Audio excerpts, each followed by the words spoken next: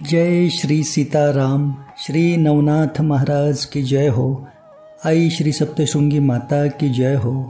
श्री मार्कंडेय ऋषि की जय हो। जय राम कृष्ण हरी, जय जय राम कृष्ण हरी।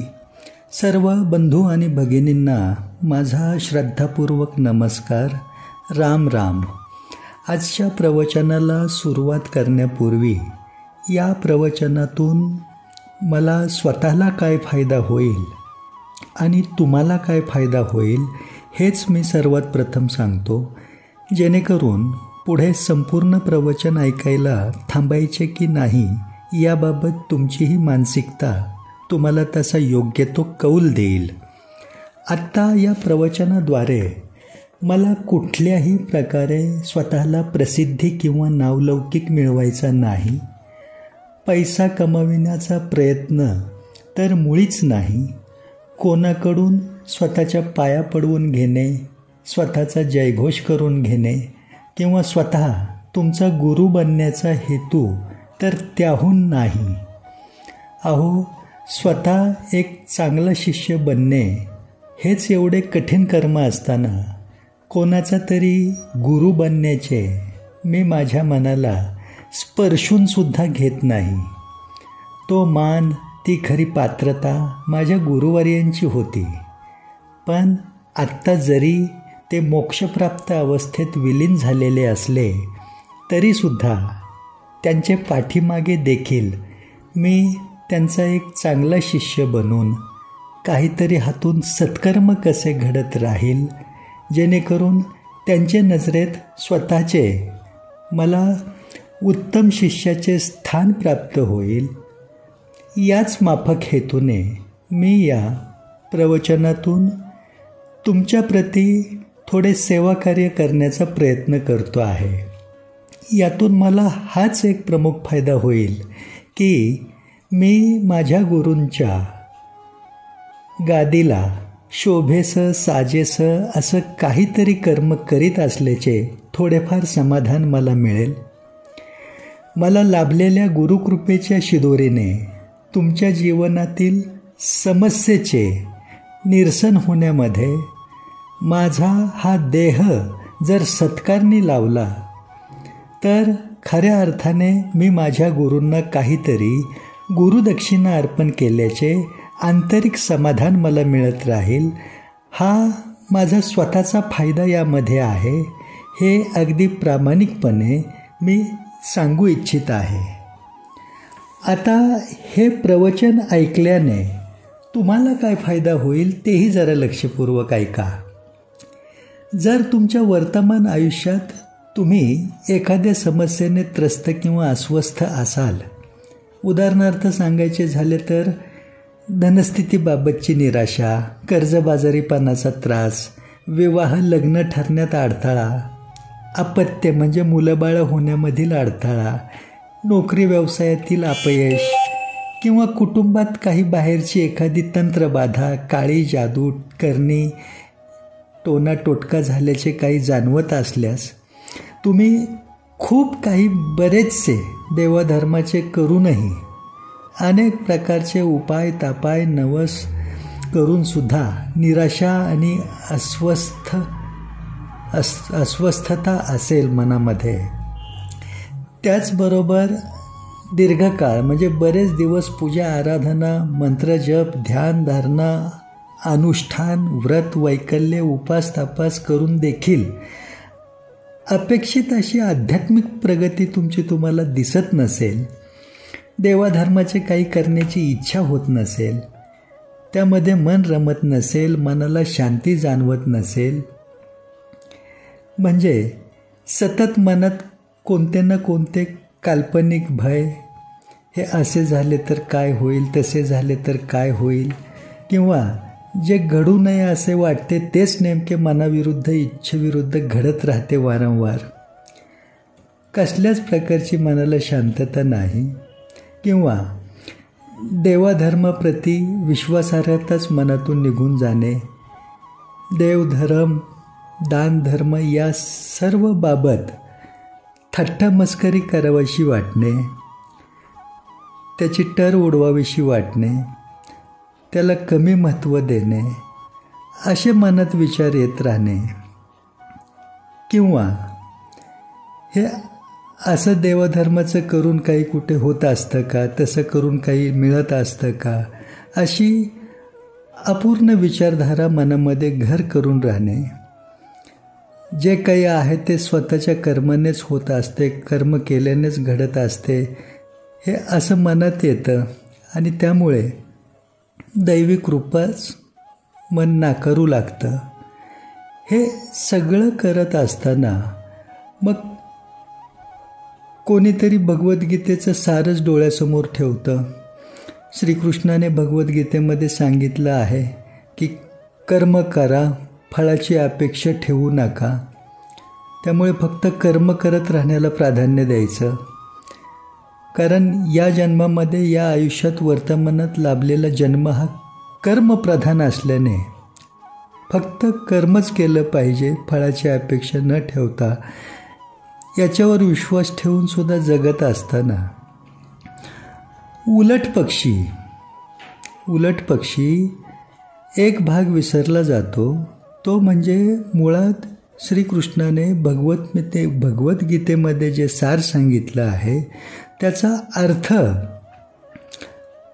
हा खरा आणि परिपूर्ण सखोल असा आहे की कर्म करणे तुमच्या हाती आहे, त्या कर्माचा मिळणारा अधिकार तुमच्या हाती नाही. म्हणजेच काय की आम्ही कर्म करू शकतो, पण त्या कर्माचं फळ नेमकं आपल्याला काय मिळेल हे भगवत कृपा ठरवते, असा भावार्थ त्याच्या मागे आहे. आणि प्रत्येक कर्म हे फळाची अपेक्षा ठेवूनच केलं जातं. फळाची अपेक्षा न ठेवता केलं गेलेलं कर्मसुद्धा व्यर्थ ठरतं. हे सत्य विसरता कामा नये. आणि नेमकी याच वैचारिक घालमेलीत मनाची कोंडी आणि कुचंबना करून घेत आयुष्य जगत असताना सतत अपयश आणि नैराश्य वाट्याला येत राहणे, ही समस्या समजा जाणवत असली, किंवा जिथे देवधर्म, दानधर्म या बाबतीत काही धन खर्ची करण्याचा मुद्दा येतो, तिथे मनात खूप खोलवर विचार मन करू लागतं आणि ते करण्यापासून स्वतःला दूर ठेवतं, वंचित ठेवतं. परंतु आनंदोत्सव कुठल्याही प्रकारचा, कुठलेही निमित्त साधून साजरा करण्यामध्ये कुठल्याही प्रकारचा विचार न करता स्वतःकडून निरर्थक स्वरूपात मोठ्या प्रमाणात स्वतःच्या धनाचा खर्च होत राहणे. त्या खर्ची होणाऱ्या धनामध्ये जवळ पुरेसं धन नसेल तर त्याबाबतचे ऋण काढून, कर्ज काढून तो आनंदोत्सव साजरा करूशी वाटणे.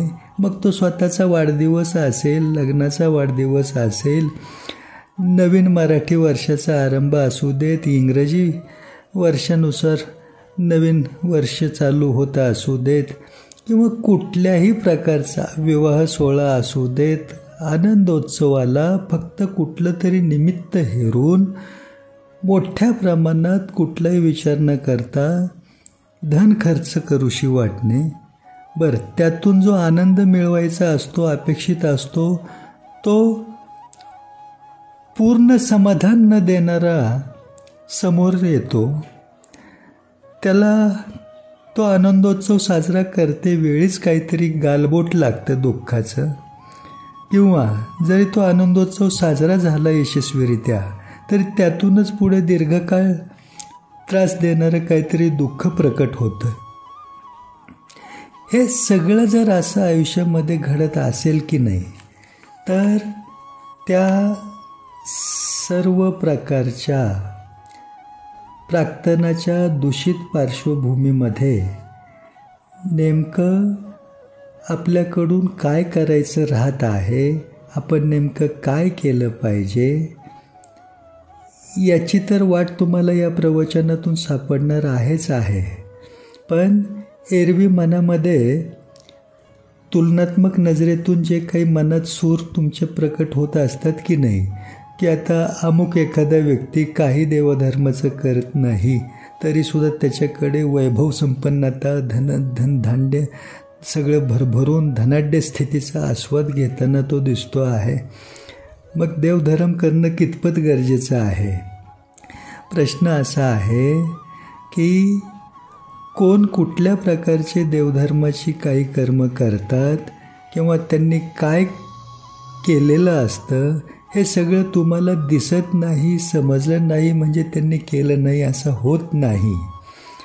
पण तरीसुद्धा अवतीभोवतीच्या थोड्या दूषित पार्श्वभूमीचं अनुकरण करून अंधश्रद्धेपोटी तुम्ही नको त्या गोष्टी ज्या केल्या गेल्या नाही पाहिजेत त्यासुद्धा तुम्ही कुठलाही विचार न करता करत राहण्याला प्राधान्य देता, स्वतःची फरफट करून घेता आणि निराशा अपयश पुन्हा कुरवळत बसता. असं जेव्हा जाणवत असतं की नाही तुम्हाला आयुष्यामध्ये, तेव्हा तुम्ही नेमके कुठे कमी पडत आहात आणि तुम्हाला अपेक्षित असलेल्या इच्छापूर्तीसाठी ध्येयपूर्तीसाठी तुम्ही काय करणे गरजेचे आहे खऱ्या अर्थाने याबाबतचे आत्तापर्यंत तुम्हाला ठाऊक नसलेले मोठे रहस्य सविस्तर स्वरूपात या प्रवचनातून ऐकायला मिळेल आणि तुम्हाला हवा असलेला आनंद कसा प्राप्त करून घ्यायचा तोही यशस्वीरित्या याची अचूक व गरजेची वाट तुम्हाला सापडेल. हा तुमचा फायदा होईल हे मी अगदी श्री नवनाथ महाराज आणि आई श्री सप्तशृंगी मातेच्या साक्षीने सांगतो आहे. कारण सध्याच्या कलियुगामध्ये या भूतलावर या धरतीवर आपल्या सर्वांप्रमाणेच ते सुद्धा येथेच वास्तव्याला आहेत.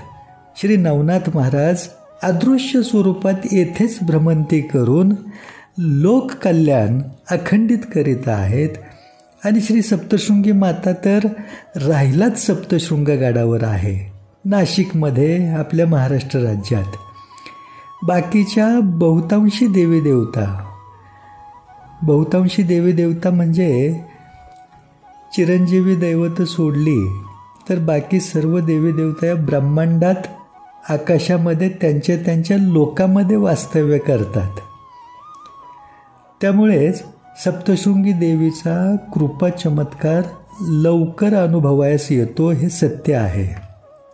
असो, या प्रवचनातून मला स्वतःला काय फायदा होणार आहे आणि त्याचबरोबर तुम्हाला काय व कसा फायदा होणार आहे हे मी प्रवचन सुरू करण्यापूर्वीच स्पष्ट केलेले आहे. आता कोणाकडून काहीही मोफत विनामोबदला घ्यावयाचे नसते हा सृष्टीचक्राचा सिद्धांत गुरुकृपेने मी उत्तम प्रकारे जाणतो आहे. अगदी आपल्याला जिवंत राहण्यासाठी लागणारा प्राणवायूसुद्धा सृष्टीतील हवेमधून आपण जेव्हा श्वसनाद्वारे शोषून घेतो की नाही तेव्हा त्याच्या मोबदल्यात आपल्यालाही लगेच आपल्या शरीरातील श्वास पुन्हा बाहेर सृष्टीला अर्पण करावा लागतो. हे मी जाणून आहे. त्यामुळे आत्ता या प्रवचनाचे समयी मी तुमचा वेळ जरी घेत असलो तरी तो मोफत न घेता त्याच्या मोबदल्यात मला माझ्या गुरुकृपेने लाभलेले तुमचे संपूर्ण हित साधून देणारे रहस्यमयी सार सांगणार आहे. यामध्ये अतिशयोक्ती ठरणार नाही एवढे मी आवर्जून सांगू इच्छितो आहे. आत्ता या क्षणी समजा तुमचा आणि माझा काही परिचय जरी नसला किंवा आपण एकमेकांना प्रत्यक्ष ओळखत जरी नसलो तरी आजच्या प्रवचनाच्या निमित्ताने आपण एकमेकांना जे भेटत आहोत की नाही याचा आपल्या गतजन्माशी विशिष्ट विश्वासार्हतेचा संबंध असणे निश्चित आहे. कारण तुमच्याशी माझा स्वतःचा परिचय नसताना देखील तुमचे कल्याण सर्वांगीण स्तरावर व्हावे अशी सद्भावना माझ्या मनात येणे आणि गुरुकृपेने मला लाभलेल्या शिदोरीच्या साह्याने माझ्या हातून हे सत्कर्म घटित होत असताना तुमच्या आयुष्यातील या वळणावर तुम्ही आत्ता माझ्या समोर असणे, अप्रत्यक्षपणे येणे, आपण एकमेकांसोबतच वर्तमान जीवनात या पृथ्वीवरचे, धर्तीवरचे रहिवासी बनणे, यांमधून आपली एकमेकांसोबत आपल्या मागील जन्मांची नाळ जोडलेली असल्याचे प्रकर्षाने सिद्ध होत आहे. त्यामुळे मी तुमच्या ओळखीचा किंवा परिचयाचा आहे वा नाही हा मुद्दा येथे अगदीच गौण स्वरूपाचा आहे. असो, पुढे आता संपूर्ण प्रवचन आपापल्या आवश्यकतेनुसार लक्षपूर्वक ऐका आणि स्वतःचे हित साधून घेण्याचा, नीट ऐका, स्वतःचे हित साधून घेण्याचा मनापासून प्रयत्न करा, एवढेच सांगून पुढे प्रवचनाला आरंभ करतोय. जय श्री सीताराम, जय माँ सप्तशृंगी. गुरुदेव श्री सद्गुरु कृष्णनाथ महाराज की जय हो. साष्टांग दंडवत, सादर प्रणाम. राम राम. आजचे हे प्रवचन तुमच्या आमच्या प्रत्येकाच्या कुलदैवताला समर्पित आहे. आपापल्या कुलदैवताचे या क्षणी मानसपूजेतून मनातले मनात स्मरण करून प्रत्येकाने आजच्या प्रवचनातील हा भाग, तुम्हाला आत्तापर्यंत ठाऊक नसलेली यातील काही महत्त्वपूर्ण रहस्य लक्षपूर्वकपणे संपूर्ण ऐकावी आणि लक्षात ठेवून त्याचे सार आपल्या जीवनामध्ये प्रत्येकाने संलग्न करण्याच्या प्रयत्नात राहावे. आत्ता हे तुमच्याच प्रत्येकाचे फायद्याचे असलेले रहस्यमयी सार संपूर्ण ऐकण्यासाठी तुमचा जेवढा वेळ तुम्ही देणार आहात, हाच वेळ तुमच्या पुढील संपूर्ण उर्वरित आयुष्याचा कालखंड आनंद प्राप्तीच्या व्याप्तीने भरलेला ठरण्याच्या दृष्टीने कामी येईल, यात तीळ मात्र शंका नाही. कुलदैवत म्हणजे काय हे प्रथम नीट समजून घ्या. तुमच्या कुळाचा उद्धार करण्याची अनुमती आणि जबाबदारी ज्या दैवताकडे आहे ते दैवत म्हणजे तुमचे प्रत्येकाचे कुलदैवत. संपूर्ण 33 कोटी देवी देवतांमध्ये भगवंताने वेगवेगळ्या जबाबदाऱ्या प्रत्येक देवी देवतांवर सोपविलेल्या आहेत. उदाहरण म्हणून सांगायचे झाले तर सूर्यदेव संपूर्ण सृष्टीला दिवसाचे प्रहरात प्रकाशमान ठेवून ऊर्जा, चैतन्य पुरवण्याची जबाबदारी पार पाडतात. चंद्रदेव रात्रीच्या अंधकारात सृष्टीला सौम्य प्रकाशमानातून शीतलता प्रदान करतात.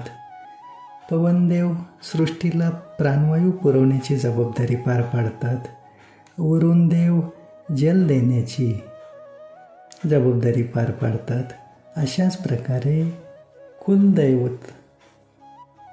कुलदैवतावर जबाबदारी असते ती तुमच्या कुळाचा उद्धार करण्याची.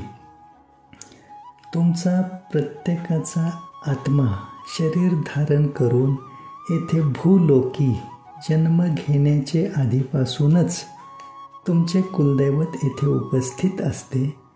म्हणजेच तुमच्या कुलदैवतासोबतची तुमची संलग्नता, तुमचा असलेला संबंध हा तुमच्या जन्माचे आधीपासूनच आहे हे लक्षात घ्या. ज्या गावामध्ये तुमचा जन्म होतो तेथील असणारे ग्रामदैवत म्हणजे तेथील सर्व गावकरी मिळून ज्या दैवताचा उत्सव साजरा करत असतात ते दैवत आणि तुमचे असणारे कुलदैवत हे दोन्ही एकच असतात असे प्रत्येकाचे बाबतीत लागू होतेच असे नाही. तुमच्या बाबतीत ग्रामदैवत आणि कुलदैवत हे दोन्ही वेगवेगळे सुद्धा असू शकतात. तुमच्या वडिलोपार्जित भक्ती परंपरेतून सातत्याने पिढीजात तुमच्या कुळामध्ये तुमच्यापर्यंत अचूक कुलदैवत आपोआप पोचले जात असते. त्यामुळे दैवता आणि कुलदैवत यातील फरक लक्षात घेणे गरजेचे ठरते. कुलदैवता व्यतिरिक्त असणाऱ्या इतर देवी देवता ही तुमची श्रद्धास्थाने कोणतीही असू शकतात, परंतु ते तुमच्या कुलदैवताचे स्थान घेऊ शकत नाहीत. त्यामुळे कुलदैवत सोडून तुम्ही या भूतलावरची 68 तीर्थ, 4 धाम, सर्व बाकीची तीर्थक्षेत्रीची यात्रा जरी केली तरी ती निष्फळ ठरते. हे मनावर कोरून ठेवा सर्वजण. तुमचे श्रद्धास्थान म्हणून तुम्ही कोठेही अन्य देवी देवतांशी संलग्न होऊन त्यांची मनोभावे रात्रंदिवस तुम्ही कितीही पूजा, आराधना, साधना, अनुष्ठान, मंत्रजप काहीही केले तरी ते तुम्हाला तुमच्या कुलदैवताला त्यांचे चरणी अर्पण करावे लागते मानसपूजेतून. आणि मग तुमचे कुलदैवतच ते सर्व काही संबंधित असणाऱ्या इष्टदेवतापर्यंत पोहोचविण्याची जबाबदारी पार पाडत असते.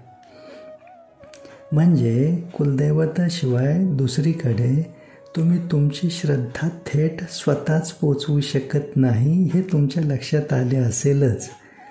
उलटपक्षी बाकीचे काहीही तुमच्या हातून हो ना हो, पण कुलदैवत सदैव तुम्ही प्रसन्न ठेवणे आणि प्रसन्न ठेवण्यासाठी प्रयत्न केलेत तरी तुमच्या जीवनात तुम्ही आनंदाची अनुभूती भरभरून घेत राहाल यात शंकाच नाही काही. कुलदैवत हे तुमच्या आमच्यासाठीच अतिमहत्त्वाचे आणि अत्यावश्यक आहे असे नाही. आपले बजरंगबली, हनुमान, एकमेव रामदूत असणारे चिरंजीवी दैवत त्यांचे कुलदैवताशिवाय पान हलत नाही. कसे ते लक्षपूर्वक ऐका. उदाहरण म्हणून थोडे संक्षिप्त स्वरूपातच सांगतो, कारण रामायणातील दृष्टांत सविस्तर सांगायला वेळ वाढेल आणि महत्त्वाचा आपल्याला कुलदेवीचे महात्म्याशी निगडीत बाजूला वेळ कमी पडेल म्हणून. असो, रावणाने सीतामातेला कपटनीतीद्वारे पळवून नेल्याच्या नंतर सीतामातेचा शोध घेण्याच्या प्रवासात मध्ये ज्यावेळी मोठा जलाशय समुद्र आडवा आला तेव्हा संबंधित सर्वांमध्ये मोठे प्रश्नचिन्ह निर्माण होऊन बसले. त्यावेळी सुग्रीव महाराजांनी बजरंगबलींना म्हणजे हनुमानजींना सुचवले की तुमच्याकडे उड्डाणविद्या जन्मताच आहे, त्यामुळे तुम्ही हवेत उड्डाण करून या वाटेतील हा समुद्र सहजपणे ओलांडून जाऊ शकता. मग त्याप्रमाणे हनुमानजींनी हवेत उड्डाण करण्याचा प्रयत्न करण्यास सुरुवात केली, पण काही केले हवेत उड्डाण करण्यात त्यांना यशच येईना. त्यावेळी तेथे त्यांच्यासोबत असलेले सर्वजण आश्चर्यचकित झाले. स्वतः बजरंगबलीसुद्धा चिंताग्रस्त झाले. त्यांना त्यांचे नेमके काय आणि कुठे चुकते आहे हेच समजेना. तेव्हा जांबुवंत महाराज त्यांच्याजवळ गेले आणि त्यांनी बजरंगबलींना विचारले की तुम्ही श्री गणेशाचे स्मरण केले का? हनुमानजींनी हो केले म्हणून सांगितले. मग विचारले मातापित्याचे स्मरण केले का? तर हनुमान म्हणाले केले आहे. पुढे जांबुवंतांनी विचारले कुलदैवताचे स्मरण तुम्ही केले आहे का? तेव्हा मात्र हनुमानजींचा चेहरा ओशाळला. त्यांनी हात जोडून जांबुवंतांची माफी मागितली आणि म्हणाले माझ्याकडून तेच नेमके मी विसरलो होतो. त्यापुढे मग बजरंगबलींनी त्यांचे कुलदैवत असणाऱ्या वरुण देवांचे स्मरण करून हवेत उड्डाण करण्याचा जेव्हा प्रयत्न केला तेव्हाच ते सहजपणे हवेतून उड्डाण करून वाटेतील तो समुद्राचा अडथळा पार करून तो समुद्र ओलांडून जाण्यामध्ये यशस्वी होऊ शकले. सांगण्याचे तात्पर्य काय, जर बजरंगबली सुद्धा कुलदैवताशिवाय यशस्वी होऊ शकत नसतील तर तुम्ही आम्ही तर कोणीच नाही. त्यामुळे तुमचे श्रद्धास्थान म्हणून अन्य इष्टदैवत कोणतेही असले तरी कुलदैवतच अतिमहत्त्वाचे आहे हे ध्यानात ठेवूनच आयुष्य जगणे गरजेचे आहे. ही बाब प्रत्येकाने विचारात घेतली पाहिजे. आता तुम्ही म्हणाल, दादा जर फक्त आपले कुलदैवतच अतिमहत्त्वाचे आहे म्हणून तुम्ही सांगत आहात, मग आपण बाकीचे देवी देवतांचे जे काही करतो त्याचा उपयोगच होत नाही का? मनातील या शंकेचे निरसन म्हणून इतकेच स्मरणात ठेवायचे की श्रद्धापूर्ण भक्तिभावाने अन्य सर्व आपल्याला प्रिय असलेल्या देवी देवतांचे सर्व काही करा, पण ते आपल्या कुलदैवताचे चरणी समर्पण भावातून अर्पण करा. तरच ते संबंधित इष्टदैवतापर्यंत पोहोचेल आणि त्यांचे सुद्धा आशीर्वाद, विशिष्ट कृपा तुम्हाला लाभत राहील आणि ती कृपा, तो आशीर्वादसुद्धा तुम्हाला तुमच्या कुलदैवतामार्फतच तुमच्यापर्यंत सहजपणे पोहोचेल. मात्र अट एकच आहे, ती म्हणजे सर्वप्रथम तुम्ही तुमच्या कुलदैवताला प्रसन्न ठेवण्यासाठी प्रयत्नशील राहणे गरजेचे आहे. तसे पाहायला गेले तर तुमच्या कुलदैवताशिवाय असणाऱ्या प्रत्येक देवी देवतांमध्ये सुद्धा तुमचा उद्धार करण्याचे सामर्थ्य आहेच. कमकुवत कोणीच नाही, परंतु ती अनुमती आणि जबाबदारी केवळ तुमच्या कुलदैवताकडेच भगवंताने दिलेली आहे, सोपविलेली आहे. याचा केव्हाच विसर पडू द्यायचा नाही. आता आपण अत्यंत गंभीर स्वरूपाच्या रहस्याकडे वळूयात. मला भेटणाऱ्या बहुतांशी व्यक्तींचा सूर मला असा निदर्शनास येत असतो की त्यांचे म्हणणे असते, दादा आम्ही आमच्या कुलदैवताचे खूप काही करतो. दरवर्षी यात्रा पण आम्ही न चुकता करतो. यात्रेच्या दिवशी दरवर्षी कुलदैवताचे दर्शन घ्यायला जातो, तेथे नैवेद्य अर्पण करतो. पण तरीसुद्धा आम्हाला अनेक प्रकारच्या अडचणी, समस्या, अपयश, दुःख, कष्ट सारखे चालूच आहेत दादा. त्यामुळे मग मनात येत राहते की कुलदैवताचे एवढे करूनसुद्धा काही उपयोग का होत नाही. असे निराशावादी सूर जेव्हा लोकांचे तोंडून मी ऐकतो तेव्हा 95% लोक सरासरी आपल्या कुलदेवीला कळत नकळतपणे कमी महत्त्व देत असल्याचे किंवा विसरल्याचे प्रकर्षाने सिद्ध झाल्याचे जाणवते. त्यामुळे या प्रवचनातील इथून पुढचा शब्दांशब्द लक्षात ठेवण्याच्या हेतूने जर तुम्ही ऐकलात आणि त्यानुसार केले तर तुमच्या भाग्याचा उदय म्हणजे तुमचा भाग्योदय आतापासूनच झाला असे मानण्यात काही गैर ठरणार नाही. प्रत्येकाच्या आयुष्यातील सर्व प्रकारच्या आनंद प्राप्तीचे एकमेव सर्वात मोठे रहस्य म्हणजे कुलदेवीची प्रसन्न कृपादृष्टी हेच आहे. केवळ आपल्या कुलदैवतालाच प्रसन्न ठेवल्याने पूर्णता लाभत नाही, तर पूर्णता येते ती आपल्या कुलदेवीला प्रसन्न ठेवल्याने. कारण कुलदेवी म्हणजेच शक्ती आहे आणि शक्तीशिवाय स्वतः शिवसुद्धा अपूर्ण आहेत. शिवमध्ये इकार म्हणजे शक्ती आहे. इकार म्हणजे ती ईची मात्रा जर नसेल तेथे तर शिवसुद्धा शव म्हणजेच प्रेत ठरतात.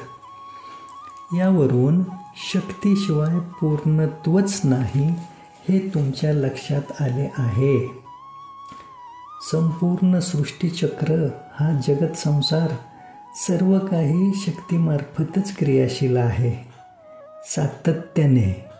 कारण ही सृष्टी उत्पत्ती होण्याआधी प्राकट्य झाले ते आदिशक्तीचेच. हा उगम प्रत्येकाने केव्हाच विसरता कामा नये.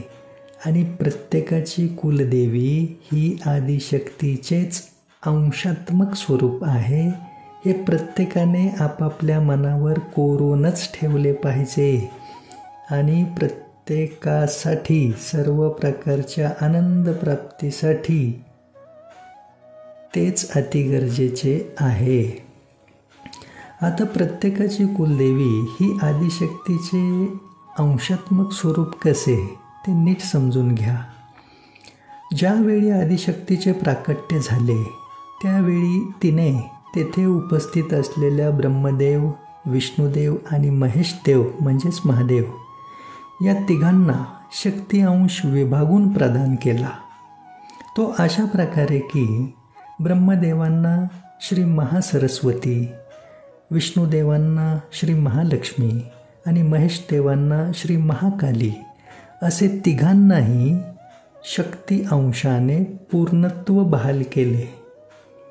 पुढे याच तिन्ही शक्तींच्या स्त्रोतामधून अंशात्मक स्वरूपात अन्य देवी रूपांची उत्पत्ती होत गेली व त्या देवी रूपातीलच कोणी एक देवी कोणाची न कोणाची कुलदेवी बनलेली आहे.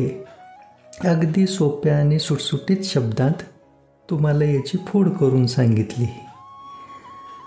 आता याच आदिशक्तीचे निर्गुण निराकार असे सर्वव्याप्त स्वरूप म्हणजे दुर्गा माता, जिचे प्राकट्य नवदुर्गा स्वरूपात 9 रूपातले आहे हे तुम्ही जाणता आहातच. या ब्रह्मांडामध्ये दुर्गा माता जेथे राहते तिचे ते लोक म्हणजे मणिद्वीप. जसे शिवबाबांचे शिवलोक, विष्णुदेवांचे विष्णुलोक म्हणजे वैकुंठ लोक, गणपती बाप्पांचे गणेश लोक, तसे दुर्गा मातेचे लोक म्हणजे मणिद्वीप हे आहे. परंतु आपल्या सर्वांसोबतच या भूलोकामध्ये याच धर्तीवर राहत असलेले आदिशक्तीचे सगुण साकार स्वरूप म्हणजे आपली श्री सप्तशृंगी देवी आहे. आणि ही सप्तशृंगी माता आपल्यासोबतच या भूतलावर राहते. कोठे तर सप्तशृंगगडावर नाशिकमधील वणी येथे आपल्या महाराष्ट्र राज्यात. तेथे मातेचे जे शक्तिपीठ आहे ते स्वयंभू स्वरूपात आणि 18 हातांच्या प्रचंड रूपात 8 फूट उंचीच्या अस्तित्वात आहे. असे एकमेव शक्तिपीठ आहे जे देवीच्या 51 शक्तिपीठांमध्ये सर्वांगीण स्तरावर अद्भुत चमत्कारांनी वलयांकित असलेले, या भूलोकाला लाभलेले सर्वात मोठे वरदान आहे. ही सप्तशृंगी देवी सप्तशृंगगडावरच राहते. तिचे लोक म्हणजे हे भूलोकच आहे. कारण तिचे मंदिर भाविकांना दर्शनासाठी जेवढा वेळ उघडे ठेवले जाते तेवढा वेळ ती सप्तशृंगी माता गाभाऱ्यामध्ये दर्शनार्थींना आशीर्वादाचा लाभ देण्याकरिता हजर असते. आणि रात्रीचे प्रहरी गडावरील जेथे जलगुफा आहे तेथे ती विश्रांतीसाठी जाते. त्यामुळे मातेची ती विश्राम गुफा सुद्धा सप्तशृंग गडावरच आहे. त्यामुळे तुमचे आमचे भाग्य अतिशय थोर आहे. एवढी महान देवी म्हणजे मोठ्या आईसाहेब म्हणजे बडी माता रानी आपल्या प्रांतात आपल्यासोबत राहिला आहे आणि तिचा आपल्या सर्वांच्या प्रत्येकाच्या कुलदेवीशी कसा घनिष्ठ संबंध आहे ते आता नीट जाणून घ्या. श्री मोठ्या आईसाहेबांचा उदे उदे. श्री बडी माता रानी की जय हो. श्री सप्तशृंगी माता की जय हो. तुम्हा सर्वांना केव्हा ना केव्हा तरी देवीची आरती म्हणताना किंवा ऐकताना महिषासूर मर्दिनी हे नाम आढळले असेलच. हे महिषासूर मर्दिनी नाम ज्या देवी अवताराचे आहे ती देवी म्हणजेच आपली श्री सप्तशृंगी देवी आहे. महिषासूर नावाचा अत्यंत बलशाली असा राक्षस आसूर असा सामर्थ्यवान होता की त्याने त्याच्या तपोबलाचे सामर्थ्याने ब्रह्मदेवांना प्रसन्न करून घेतले होते आणि त्याने ब्रह्मदेवांकडून असे वरदान प्राप्त करून घेतले होते की देव दानव दैत्य यांपैकी कोणीच त्याचा अंत करू शकणार नाही. आणि याच वरदान प्राप्तीच्या बळावर त्याने या भूलोकी क्रूरपणाचा उच्छाद मांडला होता. त्यावेळी सर्व देवसुद्धा चिंताग्रस्त झाले आणि देवादी देव महादेवांकडे गेले सृष्टी संरक्षणाचा मार्ग काढण्यासाठी. तेव्हा महिषासुराकडे असलेले ते वरदान विचारात घेऊन महादेवांनी ब्रह्मदेव आणि विष्णुदेव यांच्यासोबत चर्चा केली व तिघांची शक्ती एकत्र करून महाशक्ती निर्माण करण्याचे ठरविले. त्यानुसार महादेवांची शक्ती म्हणजे श्री महाकाली, ब्रह्मदेवांची शक्ती म्हणजे श्री महासरस्वती आणि विष्णुदेवांची शक्ती म्हणजे श्री महालक्ष्मी या तिन्ही शक्तींचा एकत्रित संगम करून प्रचंड महाशक्ती स्वरूप उत्पन्न झाले. 18 हातांनी युक्त असलेले हे प्रचंड महाशक्ती स्वरूप आणि त्या शक्तिरूपाला महादेवांनी त्यांचे त्रिशूल, विष्णुदेवांनी त्यांचे सुदर्शन चक्र अशा प्रकारे 18 प्रमुख देवतांनी त्यांची प्रमुख अस्त्रशस्त्र प्रदान केली. त्यामध्ये यमदेवांनी सुद्धा त्यांच्याकडील अस्त्र मातेच्या त्या स्वरूपाला प्रदान केले. हा प्रचंड महाशक्तीचा महासंगम भूलोकी अवतरित झाला आणि तो 7 शिखरांच्या पर्वतांमध्ये प्रकट झाला. आता शिखर म्हणजे शृंग आणि 7 म्हणजे सप्त, म्हणून मातेच्या त्या सगुण साकार अवताराला श्री सप्तशृंगी हे नाम प्रचलित झाले व त्या पर्वतगडाला सप्तशृंगगड हे नाव लागू झाले. तेथेच श्री सप्तशृंगी देवीने महिषासूर राक्षसाचे शिर कापून त्याचा वध केला. त्यामुळे श्री सप्तशृंगी देवीला महिषासूर मर्दिनी हे नाम प्राप्त झाले. आणि महत्त्वाचे म्हणजे सृष्टीच्या संरक्षणासाठी लोककल्याण निरंतर चालू ठेवण्यासाठी श्री सप्तशृंगी देवी 18 हातांनी युक्त अशा प्रचंड महाशक्तिशाली स्वयंभू स्वरूपातच सप्तशृंगगडावर कायमस्वरूपी स्थिरावली. तेथीलच निवासिनी श्री सप्तशृंग निवासिनी बनून अखंडित राहिलेली आहे.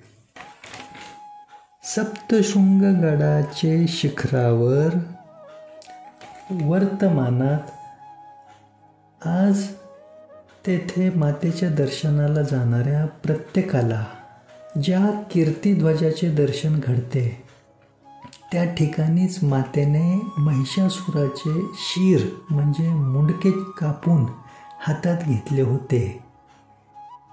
तेथे ध्वज लावण्यासाठी जाण्याची जी वाट, जो रस्ता आहे, तो श्री सप्तशृंगी मातेनेच एका पुण्यवान गवळ्याला दाखवून दिला आणि त्याच्या कुळामध्येच पुढे तेथे ध्वज लावण्यासाठी संबंधित व्यक्तीला माता तिथपर्यंत पोचण्याची वाट दाखवित असते.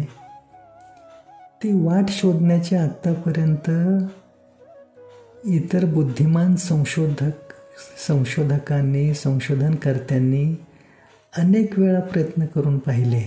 अगदी हेलिकॉप्टरचा देखील वापर करून प्रयत्न केले गेले, परंतु कीर्तिध्वजापर्यंत जाण्याचा रस्ता अद्याप कोणीच शोधू शकण्यात यशस्वी होत नाही. असे अनेक अद्भुत चमत्कार आहेत सप्तशृंगगडावर. अशी ही चमत्काराचे दुसरे नाव असणारी श्री सप्तशृंगी देवी तुमच्या आमच्या प्रत्येकाच्या कुलदेवीचे मूळ स्थान आहे. कारण श्री महासरस्वती, श्री महालक्ष्मी आणि श्री महाकाली या 3 महाशक्तींचा एकत्रित महासंगम म्हणजे श्री सप्तशृंगी देवी आहे. हे तुम्हाला समजले आहेच. आणि या 3 महाशक्तींपैकीच कोण्या एका शक्तीचं अंशात्मक स्वरूपातील एखादं देवी रूप ही तुमची आमची कोणती ना कोणती कुलदेवी आहे. म्हणजेच आपल्या प्रत्येकाच्या कुलदेवीचे मूळ श्री सप्तशृंगी देवी आहे. सगुण साकार स्वरूपात नवदुर्गांच्या 9 रूपातील प्रत्येकी 2 हातांसह एकूण 18 हातांनी युक्त अशी प्रचंड माता असलेली श्री सप्तशृंगी देवी ही मूळ आहे. आणि त्या मुळाशी संबंधितच पुढे वरील झाडाचे बुंदका, खोड, फांद्या, पाने, फुले, फळे असा अनेक देवी रूपांचा अंशात्मक भाग या भूतलावर सर्व व्याप्त झालेला आहे. त्यामुळे प्रत्येकाने आपापल्या कुलदेवीला प्रसन्न ठेवण्यासाठी आपल्या कुलदेवीचे मूळ स्थान असणाऱ्या श्री सप्तशृंगी देवीला शरणागत होऊन संलग्न होणे हे अत्यंत गरजेचेच आहे. ज्या प्रकारे एखाद्या झाडाला किंवा रोपाला टवटवीत बहारदार ठेवण्यासाठी नियमितपणे त्याला त्याच्या मुळाशी पाणी घालावे लागते, केवळ त्याचे पानांवर, फांद्यांवर पाणी शिंपडत राहिल्याने पूर्ण हेतू साध्य होत नाही. हे तुम्हा प्रत्येकाला समजण्या इतपत तुम्ही सर्वजण सुज्ञ आहात. त्यामुळे आपल्या कुलदेवीची अखंड प्रसन्न कृपादृष्टी लाभत राहण्याकरता आपण आपल्या प्रत्येकाच्या कुलदेवीचे मूळ स्थान असलेल्या श्री सप्तशृंगी देवीची सेवा म्हणून काही ना काहीतरी करीत राहणे गरजेचे आहे. अशा प्रकारे आपल्या प्रत्येकाच्या चालू वर्तमानातील जन्माचा अविभाज्य घटक असलेल्या श्री सप्तशृंगी देवीचा महिमा सांगणारी अनेक रहस्य श्री सप्तशृंगी चालिसा पठन करताना, वाचताना किंवा ऐकताना आपल्याला समजतात. पण त्याचबरोबर आपली कुलदेवी आपल्यावर विशेष प्रसन्न कृपादृष्टीसुद्धा ठेवते. त्यामुळे श्री सप्तशृंगी चालिसा प्रत्येकाने नियमित वाचली पाहिजे आणि त्यासोबत श्री रामनाम चालिसासुद्धा वाचली पाहिजे. कारण रामनामाशी आदिशक्तीचा घनिष्ठ संबंध आहे. आदिशक्तीच्या ललाटी म्हणजे कपाळावर राम नाम लिहिलेले आहे. आणि विशेष म्हणजे या दोन्ही चालिसा दररोज वाचण्यासाठी केवळ 10 मिनिटांचा वेळ द्यावा लागतो, जास्त नाही. श्री नवनाथ महाराजांची कुलदेवी असलेली श्री सप्तशृंगी देवी तुम्हांपैकी कोणाची कुलदेवी असेल तर मात्र तुम्ही विशेष भाग्यवान आहात बरं का. मी श्री शहाजी ढेंगळे नावाचा व्यक्ती आता या प्रवचनातून श्री सप्तशृंगी मातेचे रहस्य जरी सांगत असलो तरी माझी स्वतःची कुलदेवी श्री लक्ष्मी आई आहे हे मी आवर्जून येथे सांगू इच्छित आहे. कारण मी स्वतः माझ्या कुलदेवीचे मूळ असलेल्या श्री सप्तशृंगी देवीची थोडीफार सेवा हातून घडत राहण्याच्या प्रयत्नात असल्यानेच माझी कुलदेवी श्री लक्ष्मी आईने कृपा केली आणि माझ्या हातून श्री रामनाम चालिसा ही रामनामाची चालिसा लिहिली गेली. त्याचबरोबर श्री सप्तशृंगी चालिसा ही श्री सप्तशृंगी मातेची चालिसासुद्धा लिहिली गेली काही वर्षांपूर्वी. या दोन्ही चालिसांची रचना माझ्या हातून झाली आहे हे मी स्वतःच्या मोठेपणाबाबत सांगू इच्छित नाही, तर आपण आपल्या कुलदेवीच्या मुळाशी संलग्न झाल्यानेच मी अनेकांचे विशेष मार्गदर्शन करण्यासाठी कृपापात्र ठरलो. अखंडितपणे लोककल्याणार्थ काहीतरी सत्कर्म करीत राहण्याचे सौभाग्य मला लाभले. श्री नवनाथ महाराजांचे आशीर्वाद, गुरुदेव श्री सद्गुरू कृष्णात महाराज गुरूंची कृपा तर आहेच, पण जन्माचे खरे सार्थक पूर्णतः माझे कुलदैवत श्री रघुजी बुवा आणि कुलदेवी श्री लक्ष्मी आई यांचे प्रसन्न कृपादृष्टीनेच साध्य होत आहे. हे प्रामुख्याने स्वतःचेच उदाहरण देऊन मी तुम्हाला सांगू इच्छित आहे अगदी मनापासून.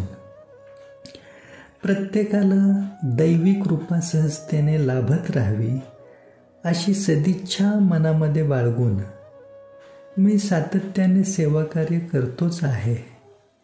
परंतु प्रत्येकाला जाऊन भेटणे किंवा प्रत्येकासाठी वेळ देऊन त्यांना भेटायला बोलावणे यालासुद्धा एक विशिष्ट मर्यादा आहे.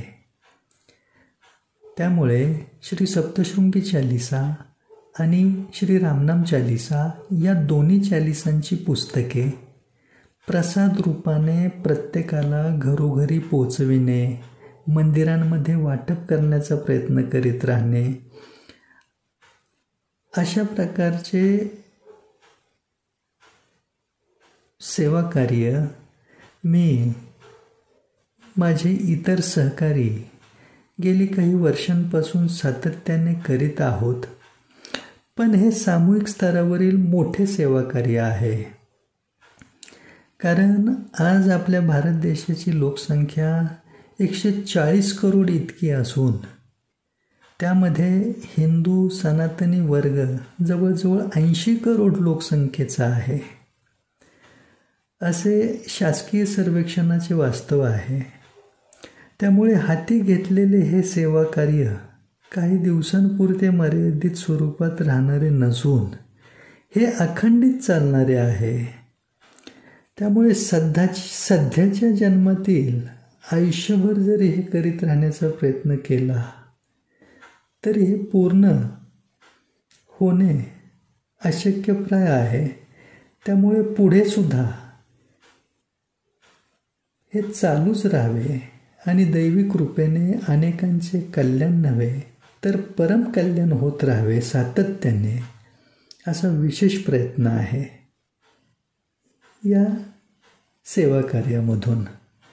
श्री सप्तशृंगी चालिसा आणि श्री रामनाम चालिसा प्रत्येकासाठी आपापल्या कुलदैवताची विशेष कृपा प्राप्त करून घेण्याचा अतिशय सोपा मार्ग या सेवा कार्यातून आम्ही उपलब्ध करून दिलेला आहे, देत आहोत. आतापर्यंत लाखो लोकांपर्यंत या दोन्ही चालिसांची पुस्तके प्रसाद रूपाने पोचविण्यात गेल्या काही वर्षांपासून यश लाभत आहे. त्याचे काही पुरावे तसेच दोन्ही चालिसांची गायनबद्ध रूपात प्रदर्शित झालेली गीते, गाणी आणि प्रत्येकाला अत्यावश्यक असणाऱ्या ज्ञानाच्या इतर प्रवचनांचे व्हिडिओ, हे सर्व काही तुम्हाला यूट्यूब, गुगलच्या माध्यमातून पाहता येईल. त्याकरिता यूट्यूबवर आमचे जे चॅनल आहेत त्यापैकी श्री नवनाथ सत्वतीर्थ या नावाने एक चॅनल आहे. राम नाम महिमा सेवा मंडळ या नावाने दुसरे चॅनल आहे. भक्ती TV 9 या नावाने तिसरे चॅनल आहे. शहाजी ढेंगळे चालिसा रचनाकार या नावाने नवीन चॅनल सुरू केलेले आहे. त्यासोबतच राम नाम महिमा सेवा मंडळ नावाने फेसबुक पेज व इंस्टाग्रामवर सुद्धा तुम्ही पाहिल्याच्या नंतर तुम्हाला एकंदरीत सर्व अंदाज येऊ शकेल. या सेवा कार्याद्वारे श्री रामनाम चालिसा व श्री सप्तशृंगी चालिसा ही दोन्ही पुस्तके छापण्याकरिता प्रिंटिंगचा खर्च, पोस्टल सर्व्हिसचा, कुरिअर सर्व्हिसचा खर्च, म्हणजे पोस्टाने, कुरिअरने दूरवर वितरण करण्यासाठी लागणारा खर्च, विविध मंदिरांमधून भक्तगणांमध्ये वाटप करताना यात्रा खर्च, प्रवास खर्च इत्यादी अशा अनेक प्रकारच्या खर्चाकरिता सातत्याने आम्हाला आर्थिक स्तरावर पाठबळाची आवश्यकता भासते. दोन्ही चालिसांची पुस्तक विक्री करून तो जो मार्ग आहे तो उपलब्ध करून अशा धर्मकार्याचे आणि सेवा कार्याचे व्यावसायीकरण हातून होऊ नये अशी सद्भावना ठेवून हे सेवा कार्य करीत आहोत. त्यामुळे या प्रवचनाच्या माध्यमातून मी आपणास नम्र विनंती करू इच्छितो आहे की आपणही आपापल्या कुलदेवीच्या सेवेचा एक भाग समजून आपापल्या आर्थिक क्षमतेनुसार आपणास जेवढे शक्य होईल त्या प्रमाणात तुम्ही आता स्क्रीनवर पाहत असलेल्या बँक खात्यावर अवश्य आर्थिक सहकार्य पाठवण्याचा प्रयत्न करावा. आपल्या स्वतःसोबत इतरांचेही कल्याण व्हावे अशा सद्भावनेतून जी काही धनाची रक्कम तुम्ही या खात्यावर पाठवू शकाल त्याने तुम्हालाही विशेष दैवी कृपा लाभेल हे निश्चित आहे. हे सेवा कार्य अखंडित करीत राहण्यामागे वैयक्तिक कीर्ती, ख्याती, प्रसिद्धी मिळवण्याचा हेतू बिलकुल नाही किंवा अशा प्रकारे व्यवसाय किंवा अर्थार्जन करणे हे छुपे उद्दिष्ट त्याहून नाही. कारण अशा मलिन सरणीच्या विचाराने जर मी हे सेवा कार्य करण्याचे मनात ठरवून बसलो असतो तर श्री सप्तशृंगी मातेने या सेवा कार्याचा उगम असलेल्या श्री रामनाम चालिसा आणि श्री सप्तशृंगी चालिसा या दोन्ही चालिसा ज्या कधी काळी या भूतलावर अस्तित्वातच नव्हत्या, त्या दोन्ही रचना माझ्या हातून करवून घेतल्याच नसत्या. त्यामुळे पुढील आत्तापर्यंतचा हा एवढ्या दीर्घ कालखंडाचा सेवा कार्याचा प्रवास देखील होऊ शकला नसता, हे तुम्हालाही समजू शकते आहे. आजपर्यंत देवीची 51 शक्तिपीठं, 12 ज्योतिर्लिंग, अष्टविनायक, 11 मारुती मंदिरं, भारतातील जवळजवळ सर्व प्रमुख तीर्थक्षेत्र, केदारनाथ असो किंवा 144 वर्षांनंतर आलेला प्रयागराज येथील त्रिवेणी संगमावरचा पूर्ण महाकुंभमेळा उत्तर प्रदेशमधला, तेथे सुद्धा या दोन्ही चालिसा प्रसाद रूपाने भरभरून वितरित करणे यशस्वी होऊ शकले. प्रिंटिंग खर्च, डाक सेवेचा खर्च, कुरिअर सेवा, यात्रा प्रवास खर्च अशा अनेक खर्चांसह घरोघरी दोन्ही चालिसा मागणाऱ्या इच्छुक भाविकांना त्यांच्या पत्त्यांवर घरपोच पाठविताना, मंदिरांमध्ये वाटप करताना कुलदेवी हा एकच शब्द स्मरणात ठेवून सेवा कार्य योग्य समाधानात अखंडित जरी चाललेले असले तरी कमी वेळेत जास्तीत जास्त लोकांना कसे लाभान्वित करता येईल असाच विशेष प्रयत्न करीत आहोत आम्ही. केवळ श्री सप्तशृंगी मातेच्या दर्शनाला नाशिकमध्ये सप्तशृंग गडावर रोजचे 1.5-2 लाख भाविक येतात. अयोध्या येथील श्री राम जन्मभूमीतील श्रीरामांचे जे मंदिर आहे त्या मंदिरामध्ये रोजचे 3-4 लाख भाविक येत असतात. अशा मंदिरांमध्ये जरी दोन्ही चालिसांची पुस्तके प्रसाद रूपाने वाटायची म्हटलं तरी मोठी खर्चिक बाजू आहे. त्यामुळे तुम्ही पाठवलेली आर्थिक सहकार्याची मदत चांगल्याच कामी येणार आहे. या सेवा कार्यामध्ये दान स्वरूपात काही रक्कम तुम्हाला स्क्रीनवर दिसत असलेल्या खात्यावर पाठवून देताना या आपल्या पैशाचे पुढे काय होईल असा प्रश्न जेव्हा मनात येईल की नाही, तेव्हा इतकेच स्मरणात असू द्या की कुलदेवीच्या सेवेद्वारे ही रक्कम दान करीत आहोत, डोनेट करीत आहोत. म्हणजे याचा गैरवापर करणाऱ्याला शिक्षा द्यायला, त्याच्यावर लक्ष ठेवायला अन्य दुसरे तिसरे कोणी नसून खुद्द शक्ती आहे, जिच्या क्रोधाने महिषासुरासारख्या वरदानप्राप्त जीवाचे सुद्धा मुंडके शिर छाटले गेले. असो, सर्वात महत्त्वाचे म्हणजे तुम्हा सर्व बंधू भगिनींना माझी अशी नम्र विनंती आहे की कोणत्याही कारणास्तव जरी तुम्ही या सेवा कार्यासाठी काही रक्कम पाठवू शकला नाहीत तरी हरकत नाही. त्याबद्दल मनामध्ये कुठल्या प्रकारची अस्वस्थता ठेवण्याचे कारण नाही. परंतु तुम्हाला स्क्रीनवर दिसत असलेल्या संपर्क क्रमांकावर संपर्क करून तुम्ही तुमच्या स्वतःसाठी श्री रामनाम चालिसा आणि श्री सप्तशृंगी चालिसा ही दोन्ही पुस्तके घरपोच मिळण्यासाठी तुमचा पत्ता अवश्य सांगा. दोन्ही पुस्तके प्रसाद रूपाने तुम्हाला अवश्य मिळतील. त्याचे नियमित वाचन करा. फक्त 10 मिनिटे लागतात त्यासाठी. त्याने तुमची कुलदेवी तुमच्यावर अखंड प्रसन्न राहीलच आणि तुम्हाला सर्व प्रकारचा आनंदसुद्धा तिच्या कृपेने लाभत राहील, यात तीळ मात्र शंका नाही.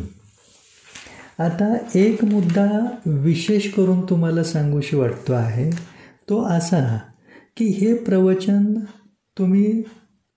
तुम्हाला पुन्हा जसा वेळ मिळेल तसा तुमच्या वेळेच्या अनुकूलतेनुसार वारंवार अनेकदा ऐकण्याचा प्रयत्न करा.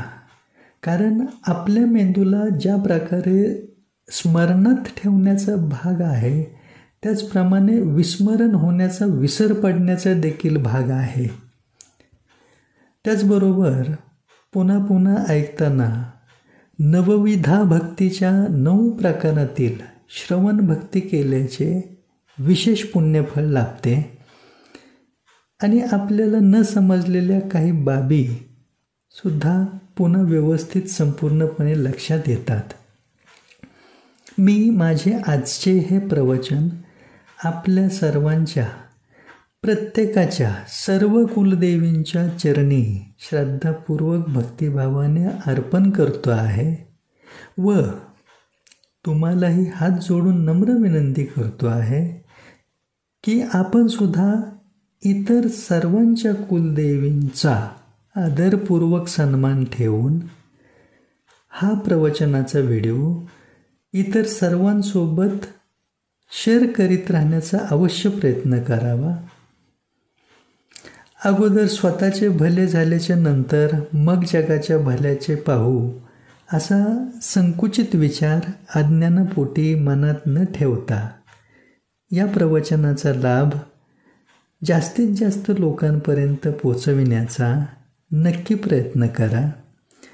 त्याने आपण आपल्या कुलदेवीला विशेष प्रिय ठरतो.